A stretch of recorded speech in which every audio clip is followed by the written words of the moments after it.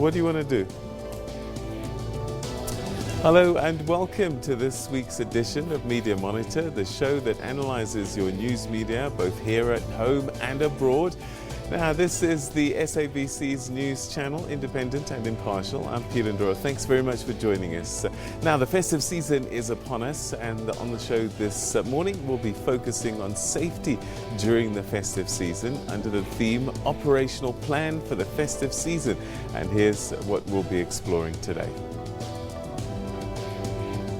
So, how safe are we during the festive period? The South African Police Service will be giving us their operational plans as they try to clamp down on festive season crime. We look at the Department of Transport's state of readiness during the festive season on our roads as holidaymakers are driving home or to the coast for the festive season.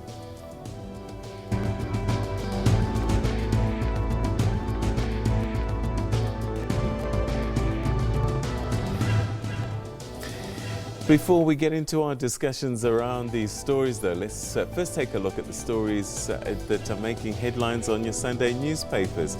And we start with the Sunday Times this morning, is leading with a story about education officials' suggestion that an 11-year-old schoolboy's alleged rape of a 10-year-old girl at school may have been consensual sex between minors, as alarmed and outraged children's rights groups. The City Press is running with a story about a looming major court battle against suppliers that Eskom blames for shoddy workmanship at Kusile and Medupi power stations, which contributed to this week's load shedding. The article further reveals that Eskom says that the design flaws affecting Medupi and Kusile, which are set to cost a combined 345 billion rand, all relate to work contracted to a Japanese multinational and resulted in Medupi's 3 operational units either shutting down or losing part of their output. And the Sunday Independent, that's leading with a story about how Police Minister Bheki Cele has called for male police officers to be barred from handling cases of sexual violence, including rape, because they liked engaging in what he called second torture, where they interrogate even the type of clothes the complainants were wearing.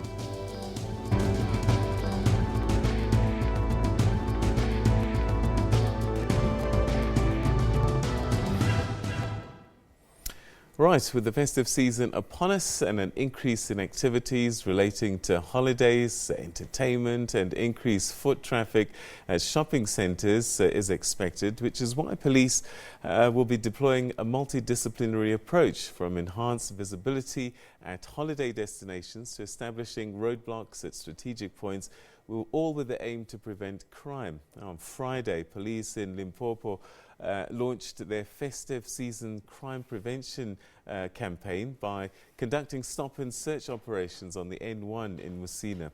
We're now joined by Lieutenant General Sharon Jafta, who is the acting head of Divisional Commissioner. Thank you very much for joining us. Welcome to the program.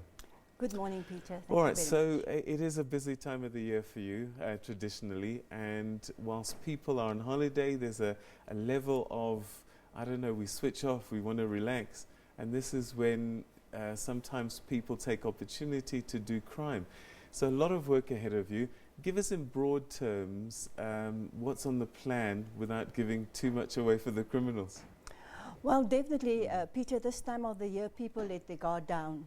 And as soon as people let their guard down, there's an opportunity, they create opportunity for criminals then to target them.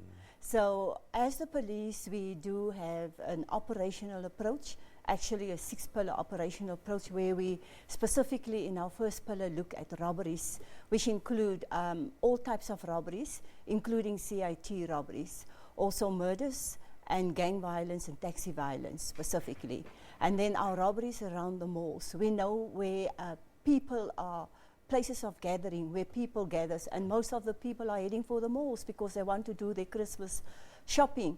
So where people are, the opportunity of crime is there. So crime moves with people. Right. If people move after the first phase of the holiday, they move to the beaches, crime would move there or to the holiday destination. So our plans are in place to deal with those type of crimes. All right, so I am curious a little bit about, when we talk about malls, people expect kind of these smash and grabs, go into the shops. But there are petty crimes that happen in their numbers, like pickpocketing. That kind of thing still happens, right? Yes, it definitely happens, and that's why we want to call on the public not to let their guard down, to be situational aware, to make sure that they are at all times aware what is happening around them, that they are not distracted. We have seen on social media a lot of videos going viral where a woman or a man gets distracted on the one side, and you'll see on the other side that the person just pickpocket them. So they must be aware of those things that can happen. Be situational aware, know who's in your personal space, know who's in space of reach of you, and look around you. Don't just be focused on one thing. And I would imagine also people are leaving their homes and going away, and that leaves your house vulnerable. What should people be doing when they leave their properties?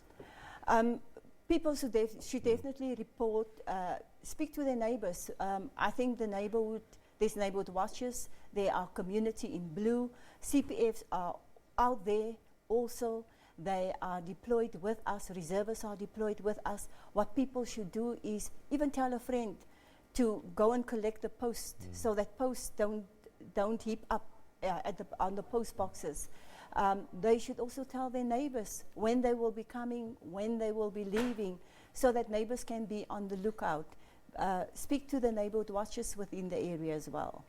All right, so I just wonder, do you have campaigns that you roll out to try and engage with citizens and people to pay attention and to look out for certain things? Yes, we do have a lot of awareness campaigns, and you would see also as part of our hashtag Fridays, we also have community awareness drives where we go out pamphleteering at robots, at taxi ranks, at interchanges, where we inform the community about about personal safety and specifically about looking after their possessions as well.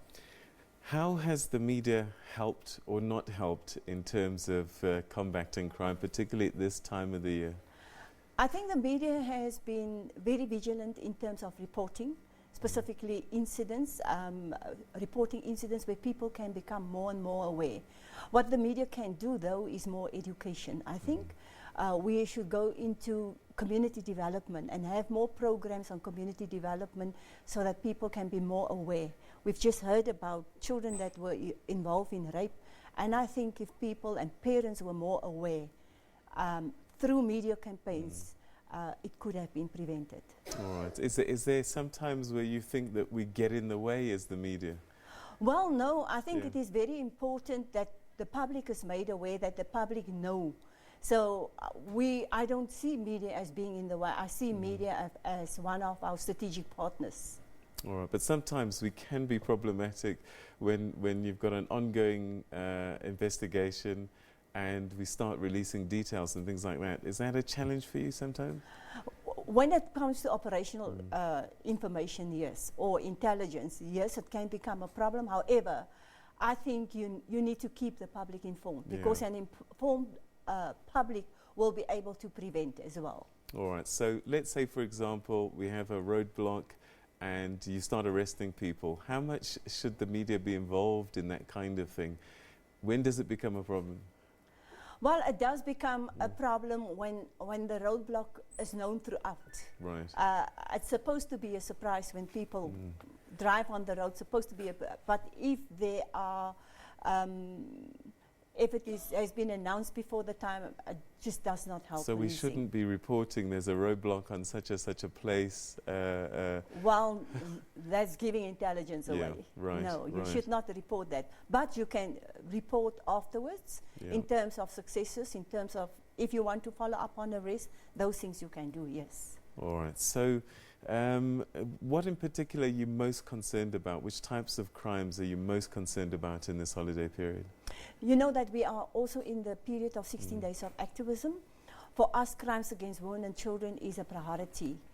And we are concerned about specifically children that becomes victims of crime in this time. We must remember that specifically our adults, they want to party, they want to relax, and some people think that you can only enjoy yourself when you abuse alcohol. And alcohol abuse, we are very concerned about the levels of alcohol abuse this time of the year, because then parents are not responsible. They become irresponsible and not looking after their children. And I think that is what we are really concerned about. And is there an age group that you're concerned about? You know, they've just come out of this rage end of year matric things, and that normally comes with its own issues. But is there an age group that you're worried about over this period of time? We are worried about the infants, definitely, and about all minor children. Even adults using minor children to become involved and to commit crime.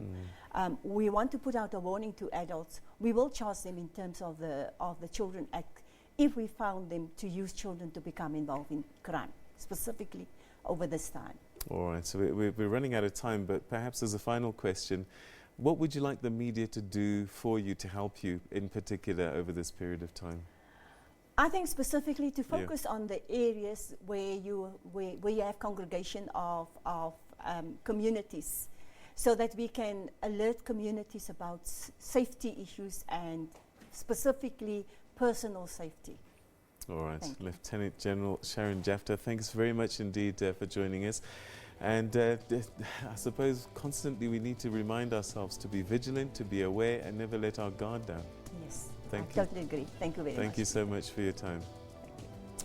All right, so that's where we're going to leave it for the time being. There's more still coming up after the break. We take a look at measures being taken to take in fact, we're going to be looking at emergency services and things like that still to come. So stay with us. You're watching Media Monitor.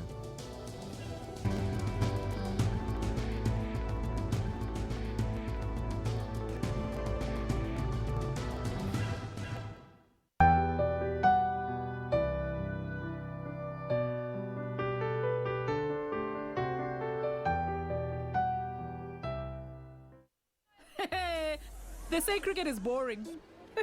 Bon Tata Joma. You and your friends. All of this sweet bowling.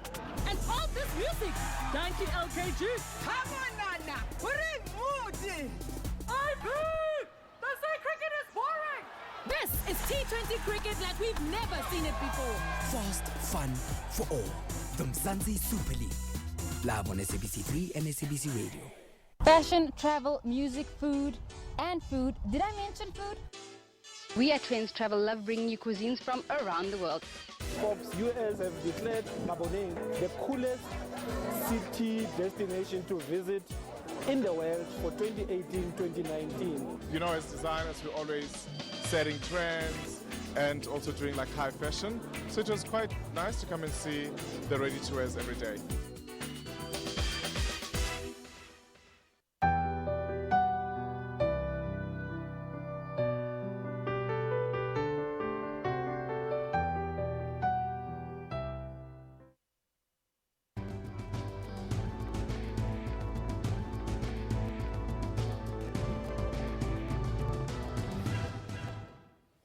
Welcome back. You're still watching Media Monitor now with the festive season now upon us. The annual year-end migration of holidaymakers will soon begin, and this usually places additional pressure on all law enforcement agencies tasked with maintaining law and order on the roads. The holiday season is filled with happiness and celebrations, but it can also be a time of danger for road users, and so it's important to keep road safety top of mind. Joining me now from the Department of Transport is Ishmael Mnisi. Thanks very much for joining us and welcome to the program. Good morning, Peter and the viewers. All right, so why is it that every year this time we have to remind people to be vigilant on our roads, to be cautious? This should be second nature, really, shouldn't it be? But we need to remind them. Well, as certainly, Peter, well, it is now. All right, I'm just going to pause you for a second because we've got an issue with your microphone, but we're going to fix it, hopefully, very quickly. And so one of the things that we're looking at is the usage of how you drive actually at this time of the year. And the Department of Transport is working very hard to make sure that we all behave on our roads and be mindful of other drivers on the roads. And Ishmael Nisi is with the Department of Transport, and he joins us now once again. So as I said just before we fixed your microphone, why is it that we have to remind people this should be second nature?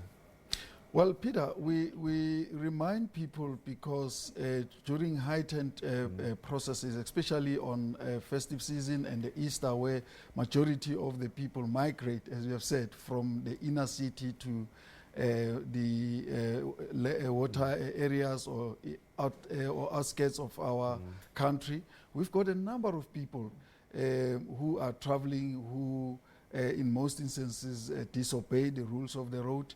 But however, because of that pressure, we have to remind South Africans of their responsibilities of road safety, that it begins with them. And when we deploy our law enforcement officers, we simply are reminding them of what we believe they should be knowing, that they need to be safe on the road. But we do it consciously so, because of we have a number of crashes that are recorded during this heightened period. All right, and there's usually this campaign that rolls out at this period of time, and I just wonder, I mean, we've had various incarnations, Arrive Alive, you name it, and I just wonder, have these campaigns been effective? Yes or no? On the one hand, from the side of government, we have ran successful campaigns throughout the year. We've got a 365-day road safety program that we roll out with schools throughout the country. We roll out with our social partners. We roll out through our entities, road entities, led by the Road Traffic Management Corporation, the RTIA, SANRAL, and the cross-border, reminding all motorists and road users to obey the rules of the road. But beyond reminding them, also we provide information, educational information of what they ought to be doing when they are on the road, and that we're doing it successfully. However, the response from our motorists, Peter, is quite worrisome, because we still have a lot of crashes happening, especially from 1700 hours in the evening to 23 hours almost in the morning, where we experience a lot of crashes happening, but still our male drivers contributing almost 78% of the crashes that we're having on our roads. So clearly there is a problem. So you're saying that men are the biggest problem in terms of causing accidents? Yes, Peter, they contribute a lot of the crashes. 78%? 78% is caused by male drivers. And the most affected people are the pedestrians, then you've got passengers, then the drivers. So it indicates that those that are even outside of a motor vehicle are the most that are affected. So the message is not getting through then, or people are hearing it and ignoring it. So does that mean we need to communicate them in a different way? How can the media help you? Peter, we do have campaigns that we are running with the media. The minister will be sending out his message of the festive season throughout all the media platforms in this country, both electronic and print. And we do have campaigns ran by our road entities, also talking road safety messages and languages. We do talk to schools and so on, but we would want the partnership from the media to extend beyond what it is currently is now. We want the media initiatives by themselves, where they will help us to escalate the message, run adverts, self-initiated programs from all the media channels, so that our people must know their responsibilities. We do it on our own, and we think that we would appreciate more partnership from the media and from other estates that are responsible road users. For example, the freight industry, the beverage industry, that they need to make sure that they advertise in whatever contents that they produce the message of road safety, so that we collectively can be able to deal with this case. But it's still getting back to people are not listening, or they're ignoring the messages. So where's the disconnect between what's being said, what's being sent out, and driver behavior? Well, I think is the issue of passing the buck. You've got most of our drivers who believe that the bucks must stop with law enforcement agencies, yet the responsibilities is theirs as license holders, as drivers, for them to ensure that they behave well without law enforcement officers reminding them of that, because by virtue of having that driver's license, there are rules and regulations that you were given when you received the license, and we expect that our motorists should be knowing of those. However, because of their failing to do so, that's why we bring law enforcement to remind them of their responsibilities, and also the education and awareness campaigns that we're having to make sure that we constantly stay in touch with all sectors of the society regarding road safety. As I'm saying, Peter, pedestrians are affected the most, and passengers. So it is also their responsibility as pedestrians to make sure that as they walk alongside the road, they cross where they're supposed to cross. Yeah. And for passengers, when they see a driver disobeying the rules, they might say it there and there because of it is their lives which are at risk. So it's a collective effort, as we are saying, as government. How big of a problem is drunk driving, driving whilst drunk, or having maybe one more than you should? Peter, it is one of the leading causes. Drunk driving is one of the leading causes of crashes and fatalities we're having. It is at the same level as distracted driving, using of cell phones whilst driving, eating, and also for ladies using makeup whilst they're even on the steering wheel. And also it is at the same level as speeding. Those three are the leading causes of fatalities and crashes we are having in our country. Our message is very simple. Don't drink and drive. And also, when you feel that you are tired because of the long distances, people must rest. We've got halfway stops where we encourage motorists throughout the festive season to stop. We'll give them drinks there that will rejuvenate them. We'll give them messages of road safety. We'll talk to them to make sure that they are alert as they continue with their journeys. I just wonder, once again, because this is Media Monitor, what more can the media do to assist and help you, particularly over this period of time? And they're watching, they're listening. What do you want us to do? We want a continuous partnership with the media as we roll out our 365-day program. We are going to invite them during this heightened period as the festive season, as the Easter, to join us in some of our campaigns so that they remind motorists together with us that driving without following the rules is dangerous, is catastrophic, is it brings calamity. And we want the media to, on their own, with their own initiatives, to carry these messages and augment on what government can do, and make sure that even all the high personality characters in our country, also they help us to send the messages across.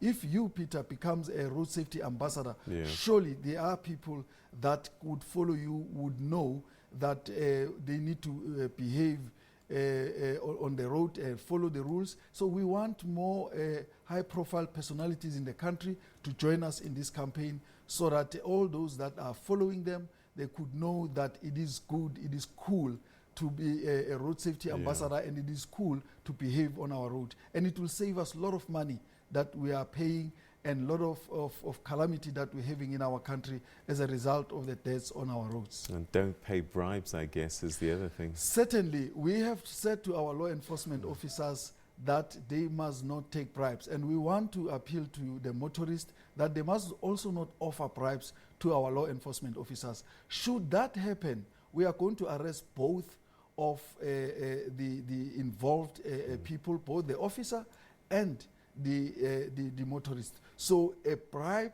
it's a no-no during this festive season, or even at any period on our roads. Ishmael, I wish we could talk about this a bit more, but I think these are conversations we need to have throughout this period of time to just keep reminding people just how dangerous these vehicles are. Thanks so much for joining us and giving us your insights. Thank you so much. It's our pleasure, Peter. Thank you. All right. Okay, that was Ishmael Mnisi from the Department of Transport, and we are getting into the holiday season. Don't switch off, stay alert, and be courteous on the road, and don't drive drunk. That's a really big no. All right, so we're going to take a quick break, and Media Monitor returns after this.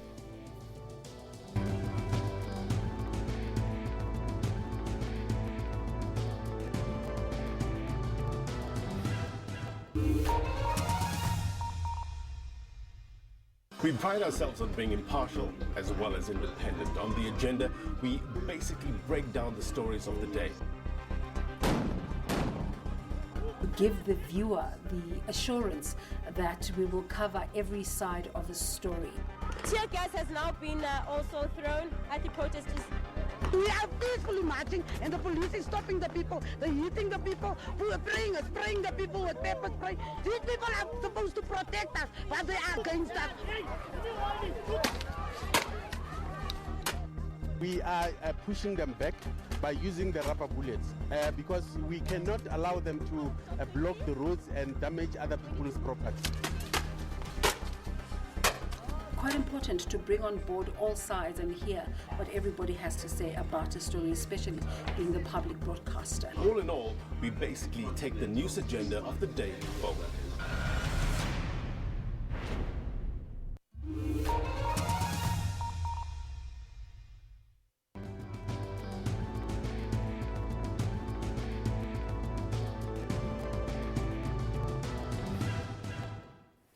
Right, welcome back, and as you've been noticing, we've been taking a look at various angles of our men in blue and other colours, emergency services, police, transport, as we get into the festive season. And we're now joined by Robert Mlaudzi, who's going to give us some kind of insights into the plans that the Johannesburg Emergency Management Services, EMS, has implemented to make Johannesburg a safe place, particularly over the festive season. Thanks very much for joining us. Welcome to the program. Good morning to the viewers. All right, so normally we get you into the studio when something has happened, but yes. Today we're trying to prevent anything happening. Yes. So have you got a massive plan in place for the holidays? Yes, we already started, launched our festive season safety campaign on the last week of last month.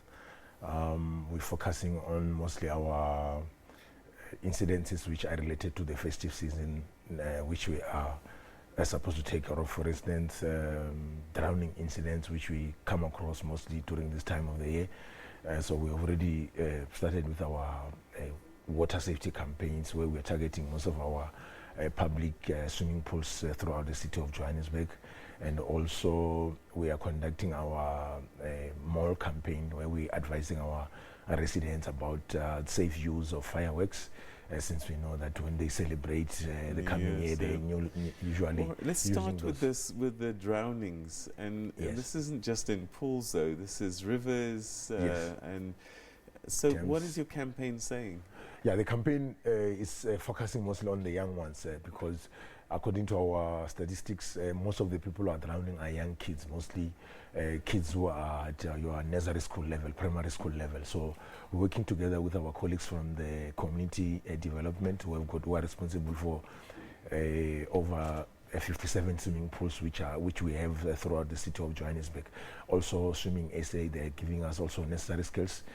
Through our public education, we are managing to, on a day-to-day basis, visit schools, teach our young kids on the general safety behavior around swimming pools, not only in the school environment but also at home, because some they might actually have the swimming pools at home. So what is it that necessary skills which young kids might need, not only now during festive season but throughout the year. Is it that kids think that they can swim and then they realize that they can't, or they just get into distress? They get tired, or what happens? No, I think for me, I would say that young kids are more, I would say, adventurous. They want to see whether they can be able to do these things. So they get excited when they see these swimming pools. Hence, we say if you do have a swimming pool at home, you need to make sure that it's covered all the time with a safety net.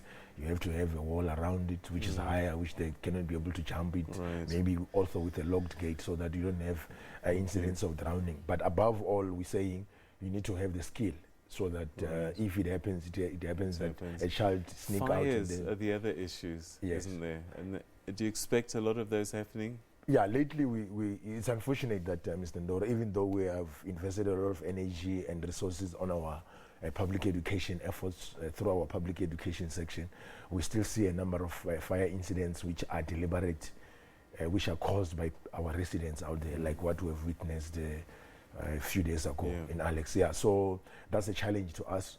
But we will continue to make sure that we educate our residents about, the safe use of all their heating and lighting devices. Are people make sure paying that attention to all these messages, or is it just in one ear, out the other? I would say they do listening, because now, I mean, if we go to back to our stats, we've got about 42% reduction in terms of the number of fire incidents, which are mostly caused by these heating devices. But lately, we have seen that we're seeing an increase in terms of those numbers, fires which are caused deliberately, which on that regard, we cannot really control that, because most of these fires are encouraged by, shebeens or taverns which are operating outside our cities' bylaws, So maybe we may need to change our strategy, because our strategy was mostly focusing on the safe use of heating devices and things like that. Maybe now we must partner with our colleagues from JMPD and try and make sure that our shebeens and taverns and these areas which are selling alcohol are, they comply with our, cities' bylaws, so that we can be able to reduce the number of these fire incidents, because we've seen that also, they are the most contributing factor in the fire incidences we're coming across lately. How can the media assist in your campaigns and getting this message across? They've got a very important role to assist us. We need to be given a chance like this ones, where we'll come and, educate our communities, be it television, radio. So, media's got a very important role to play to make sure that our, residents out there are informed about life and fire safety education in general. What is it that they can be able to do to make sure that they are safe? Because as a fire service, not only in the city of Johannesburg, but all over South Africa, we cannot be measured by the number of incidents we respond to in 2018. We need to invest more energy on the proactive side of things, making sure that we empower our communities out there, our residents, with the necessary skills to deal with these emergencies. Only when these emergencies get out of hand, then us as professionals can be able to come and manage the situations. All right. What other emergency concerns do you have, particularly over the festive period? Yeah, from our side, I mean, it has been out there, it has been reported widely that we do have challenges in terms of our resources, like the fire engines. Most of our fire engines are very much old. They're spending most of the time in the workshops. But right now, we've tried to make sure that we strategically place them in the areas where we will be able to effectively respond to emergencies, so that, we don't frustrate our residents out there when there is emergencies. So that is well taken care of, while we are busy on the other side, making sure that we proceed with the tender process to procure other new vehicles. We are making use of the resources we have strategically so and effectively so, to make sure that we're able to render this service. And most of the men and women in the service, I mean, they've done their best throughout the year under these difficult conditions which we find ourselves in. They've done their best, and we just want to urge our residents to work with us in this situation we find ourselves in. But we promise to render effective and professional service to all our residents throughout the city of Johannesburg, and we're hoping that they will look after themselves, and we're just hoping that we are not going to be meeting them by accident during this festive season. Right. So we're expecting to meet them somewhere in a party, enjoying ourselves, because yes, of course, it's a festive season. We need to calm down, relax, enjoy ourselves, but we have to do that responsibly. We cannot find ourselves drinking and finding ourselves behind the wheel, because that kind of behavior it's actually dangerous to other road users and also the person who's behind the wheel. So we're hoping that we are not going to have a number of motor vehicle accidents which we'll be responding to. We are not going to have a number of fire incidents which we'll be responding to, a number of drowning incidents, because our residents are saying 2018 festive season, they will be looking after themselves. All right, you talked about entertainment, and of course that means lots of braais, lots of parties, perhaps on high levels, and there's always these dangers of what happens around a braai, what happens when you're drunk and you're on the balcony of an apartment. Tell us about the cautions that we need to take, especially when we are enjoying ourselves at parties and things. Yeah, it's very important that our residents out there look after themselves, and you're raising a very important point here, because especially with adults now, because we've seen that mostly you find adults are the ones who find themselves in. Most of our adults out there, like my brother Peter, they don't have the necessary skills to swim, but when they've consumed alcohol, this alcohol makes them believe that they can swim better than Chad Lacrosse. So we're saying, if you know that you don't have the necessary skills, stay away from the swimming pool. Enjoy yourself where you are. You don't have to be next to the swimming pool, so that we can avoid those incidences, because these incidences can be preventable. I mean, we've seen mostly during when we're celebrating the coming year, people will be throwing things from, the balcony or wherever. I mean, it's dangerous for the other people who might be walking on the street. So we say, festive season, we understand that we need to enjoy ourselves, but let's do it safely. Let's enjoy ourselves responsibly. And of course, from our side, as emergency services, our men and women who are out there, they are ready. All our fire stations throughout the city of Johannesburg, they will be fully operational. Most of our men and women, they're not going to be going out on leave now to go and spend time with their families.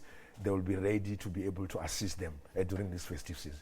All right. Robert Malaudzi, always a pleasure talking to you. Thanks so much indeed for, again, giving us words of caution, and just so that we, are more conscious and behave. Thank you so much for your time. Thank you. Thank you very much. All right. Okay, so that was the Emergency Services, Robert Malaudzi, giving us a warning. Please be responsible out there. Yes, enjoy yourselves, but be mindful of what you're doing, where you're doing it, and how you're doing it. More Media Monitor after this.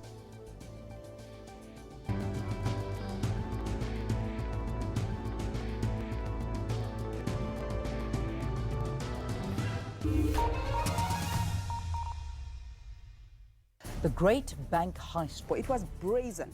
It was quick. One thought we're perhaps looking at figures much, much lower. Right. It's almost 2 billion. It was shared amongst very greedy VBS executives and politically connected individuals. You are listed in that report. Did you steal money? The narrative that they're trying to create is proven wrong by Advocate Mtao's report himself. He said in point 59 that he could not find a definitive wrongdoing, anything factually. The misleading information which Daily Maverick has is deliberate. It's part of the whole propaganda machinery. You can challenge this Van Veek to bring us the so-called evidence that I received 10 million. It's pure insanity. Is there any prospect whatsoever of saving VBS? We are not as confident as we were when we started the curatorship as to restoring the bank. The bank is in a hopeless situation and it cannot be saved.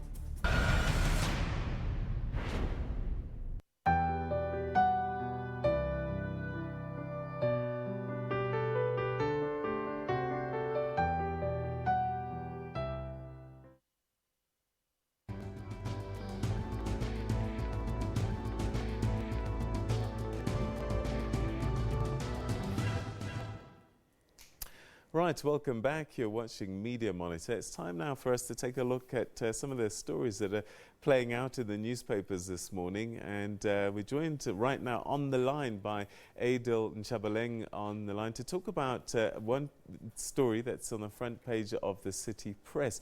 A very good morning to you, Adil. Thanks for joining us. The City Press is leading with Eskom, and I guess in the week of load shedding, in the month of load shedding, we're trying to find who did what and why. Yeah, it's quite strange actually, seeing that at least we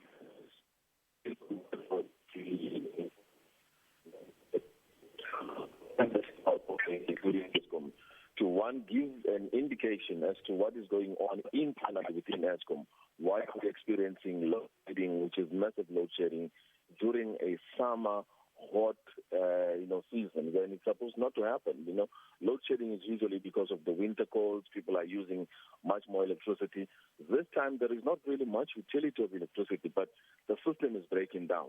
So it was good to see Ministry coming out. It was good to see ESCOM explaining in detail as to what is the problem. But the fundamentals have not as yet been attended to. So we're given a story about maintenance. We're given a story about the issue of the past, what was happening in terms of fuel supply. And then we're told again about the management issues. But we still need to get to the core of it as to who's done what and why is it happening. All right, so it does seem, it paints a picture of things that have been happening over a long period of time. Do we have the wherewithal to stop it and fix it? Look, maintenance is something that if you neglect on the spot, like for instance, you're due to do a maintenance repair on a part, on a component within the system. If you don't do it, you're going to have breakdowns. Remember, there's a massive, huge infrastructure which bends at almost 1,800 degrees in terms of heat, most of them. And if you neglect doing the required work, you're going to have instant breakdowns over a period of 2 to 3 months. You'll start seeing the system collapsing slowly by slowly. What ESCOM has done, it has removed the budgets which were actually supposed to be circumvented and protected to make sure that maintenance work is carried out. Secondly, there is the complaint about Medupi as well as Kusile that the power stations are not producing the electricity that is supposed to be producing. There is constant breakdowns. The boilers are not working and functioning properly. And it seems that at the stage, Medupi and Kusile is not producing power into the grid right now as we're speaking. Why? Because, first of all, there were problems in the appointment of the two major builders, which were really contractors which were given work to build Medupi and Kusile. One, it was Hitachi. The other one was Mitsubishi. And those two companies were given almost a de facto, orders. They didn't have to tender. They were appointed without a tender process and were given these big plans to build, which started off at under 100 billion. Now the tune of Medupi and Kusile has gone over to 345 billion as we're speaking, which means there's been cost overruns, there's been a whole lot of breakdowns, there's been shoddy work done, but nobody ever stepped in during the whole period when those things were going wrong. I mean, this is over a couple of years. They just kept on extending the budget for this particular power plant build, and they didn't look at the cost overrun and impact over a long period. So this is the current crisis we're sitting with. One is the power stations breakdown. The new power stations that are supposed to be coming into line to produce power have not been functioning properly and are now giving us crisis and a headache in terms of power production. The other aspect of it is we have independent power producers in South Africa that are supposed to be giving us independent power using solar and wind. None of those power plants right now are producing the energy that we need. This is not another report. ESCOM has omitted in terms of reporting on IPPs as to are they feeding the power that we need into the grid? And if they are some of the power stations connected to the power line grid, which is the transmission lines? Most of them are not yet connected onto the power line grid. And these are the issues that ESCOM is not coming out open about to say, listen, we're paying these people money, but at the same time, the electricity that they're producing, they're not even taking it into the grid and transmitting it into the various regions of our country. So there are multiple layered problems that we're finding and we're actually starting to witness within ESCOM. So, when you're talking, and all I'm hearing is, a project should be managed in a certain way. It didn't happen. Are we talking about negligence or just inability to manage? What are we talking about here? Because, when we're trying to get to the bottom of culpability, to fix it, we need to know why it went wrong. Did people do this deliberately, or do you think that they just did not know better? There was two elements of it. One was mismanagement, and the other one was negligence. One on the mismanagement side of it is, on the ESCOM board as we're speaking today, there is not a single individual who's an energy or an engineer in electricity or power production engineer or knowledge base. So you have a board that does not know anything about electricity and how to produce electricity. That's a big problem. They are going to mismanage over a period of time because they don't know what scheduled maintenance means. They don't know what a boiler looks like. They have never seen a grinder or a crusher in terms of a coal crusher. They don't understand the aspect in terms of when you are supposed to be producing power, particularly, which is 80% power in South Africa is still coal. What does a coal power plant look like? What does it need to function? So there is an aspect of mismanagement. The secondary aspect of it, the negligence component part of it is the board which is supposed to have emphasized onto the executives to say, guys, you have a budget. We don't see on your annual financial report that states that there is a ring-fenced maintenance budget to run this power plant fleet to make sure that they run efficiently. That budget has not been used, has actually not been indicated. The other aspect of it is we are told by our sources that actually management removed that budget which was given for maintenance and used it to show up savings. So you actually take something that is given so that you can run an efficient operation. You say, no, we're not going to spend money on maintenance. What you then do is we are going to use that money to show that we're making profit so that when we post our financials, we don't show losses because we're supposed to be profitable company so that we retain our integrity as the management of the board as well as the board within Eskom. So we have these two problems, management and negligence. And not only that, gross negligence. Misreporting of financials, by the way, can get directors and the board fired instantly on any given point of time. Because it's actually, it's almost fraudulent not to show that you have obligations on your balance sheet. Not only that, you have removed certain funds and you have expropriated it for jobs that you were not actually supposed to have been doing. So this is the current mismanagement that is happening within Eskom. On the negligence side of it is they neglected prioritizing maintenance of the plants. They neglected making sure that they can do regular inspections on how plants are functioning, and they neglected ensuring that there is not going to be a load shedding, which means they didn't buy the necessary parts. They didn't secure the necessary coal that is required into the system. They didn't even make sure that the suppliers are given enough sources. Right now, we're told that in Mpumalanga, the Chamber of Commerce in Mpumalanga, in Middleburg, has been complaining that they are sitting with piles and piles of coal. Eskom is not picking up that coal. What is the problem? You see? So it's not a simple thing that has just happened. It shows that there is a massive breakdown. We have already warned, and we told the president initially, beginning when they appointed this new board, that you're going to have problems with the board currently. And the board does not have the knowledge, nor the experience, nor the know-how. You need a board of people who understand the operations of power stations and who understand the economics of running an energy sector industry like Eskom in this case. And that has not as yet happened. The management, you have engineers, but the senior top management, the CEO is not an engineer. The CFO is not an engineer. You have now the only person who knows a bit about is the COO, who has supposed to have stepped up and saying, guys, we're messing up on 1, 2, 3, 4 things, but has never been vocal. He's been quiet behind the scenes. He earned the salary of making sure that he's supposed to be chief operations officer, but he has not been doing the job of a chief operations officer to show that things need to be corrected. So there's massive problems happening within Eskom, and they need to get to the bottom of it, or else this country is going to be plunged into darkness. All right. Ado, we're going to have to leave it there for the time being, but conversations we'll continue to have for sure. And he was talking about the front page of the City Press, which is busy saying, blackout, why Eskom keeps on failing.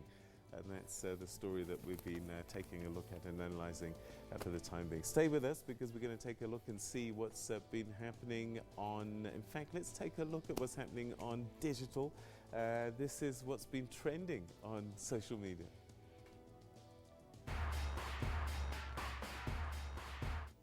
Let's look at what's happening in our online world for this week with Tonya Curry. My name is Tonya Curry and I'm the director at Acumen Media Management. The Global Citizen Festival kept us busy all week. Both joy and anger surrounded the event, where an elated South Africa praised the Masepe Foundation for a monumental undertaking. The SABC reaction to a poorly planned event exit made social media furious. It took Becky Cele to restore calm after he addressed the nation yesterday. As the nation suffers rolling blackouts, yes, I refuse to call it load shedding, Eskom takes front and centre stage yet again as we roll back in time all the way to 2000.